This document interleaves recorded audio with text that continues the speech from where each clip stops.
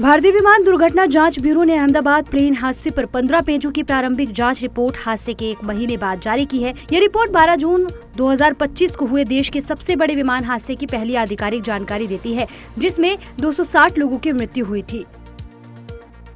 Report के अनुसार take off के तुरंत बाद विमान के दोनों इंजनों की fuel cut off switch run से कट ऑफ पोजीशन में चली गई थी, जिससे दोनों इंजनों में ईंधन की आपूर्ति बंद हो गई थी। कॉकपिट वॉइस रिकॉर्डर में दोनों पायलटों की बातचीत रिकॉर्ड हुई थी, जिसमें एक पायलट ने दूसरे से पूछा, तुमने फ्यूल क्यों काटा, जिसके जवाब में दूसरे पायलट ने कहा, मैंने नहीं किया। रिपोर्ट के अनुसार दोनों स्विच लगभग 1 ही सेकंड में बदले गए, यानी रन से कट ऑफ, जिससे विमान की शक्ति तुरंत खत्म हो गई और वो ऊंचाई खोने लगा।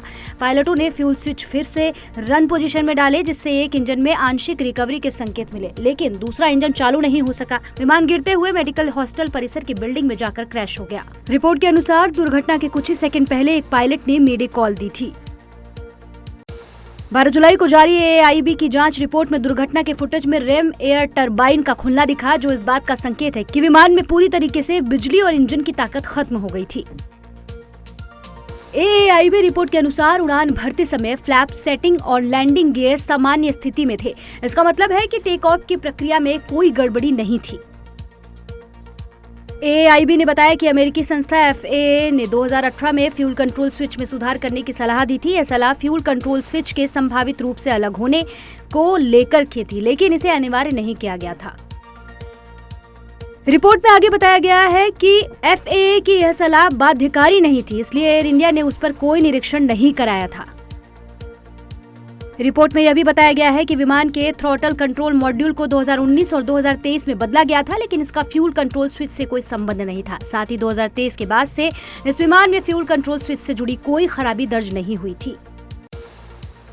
एयर इंडिया ने AAIB की जांच रिपोर्ट सार्वजनिक होने के बाद गहरा शोक व्यक्त किया है और कहा है कि अब कंपनी ने जांच में पूरी तरीके से सहयोग किया है और कर रही है। एयरलाइन ने कहा कि वह पीड़ित परिवारों के साथ खड़ी है और तकनीकी सवालों के जवाब AAIB द्वारा दिए जाएंगे। बोइंग ने कहा, हम AAIB की जांच का समर्थन करते हैं और अंतर्राष्ट्रीय नियमों के तहत सभी जानकारी उन्हीं के माध्यम से साझा करेंगे। हमारी संवेदनाएं पीड़ितों के परिवारों के साथ है। कंपनी ने जांच में सहयोग का आश्वासन दिया है।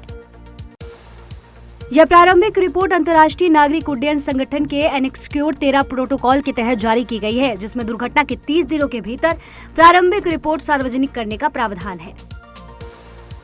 विमान अहमदाबाद से लंदन जा रहा था और टेक ऑफ के 1 मिनट के भीतर ही दुर्घटनाग्रस्त हो गया। विमान के मलबे की जांच और ब्लैक बॉक्स के डेटा का विश्लेषण जारी है।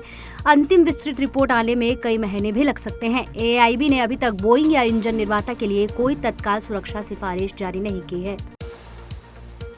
अहमदाबाद विमान हादसे की प्रारंभिक रिपोर्ट जारी होते ही विदेशी मीडिया ने भारतीय पायलटों को दोषी ठहराने वाली भ्रामक और एक तरफा खबरें प्रकाशित करना शुरू कर दिया है, जबकि रिपोर्ट में ऐसी कोई स्पष्ट बात नहीं की गई है। BBC, रॉयटर्स और टेलीग्राफ जैसी संस्थानों ने पायलट ने इंजन का फ्यूल काटा, विमान में कोई खराबी नहीं जैसी सुर्खियां चलाई। हालांकि रिपोर्ट में फ्यूल स्विच के अचानक बदलने का कारण स्पष्ट नहीं है। विशेषज्ञों का कहना है कि जब तक जांच पूरी नहीं होती तब तक किसी निष्कर्ष पर पहुंचना गलत है। पश्चिमी मीडिया का यह रवैया पक्षपाती और भ्रामक है।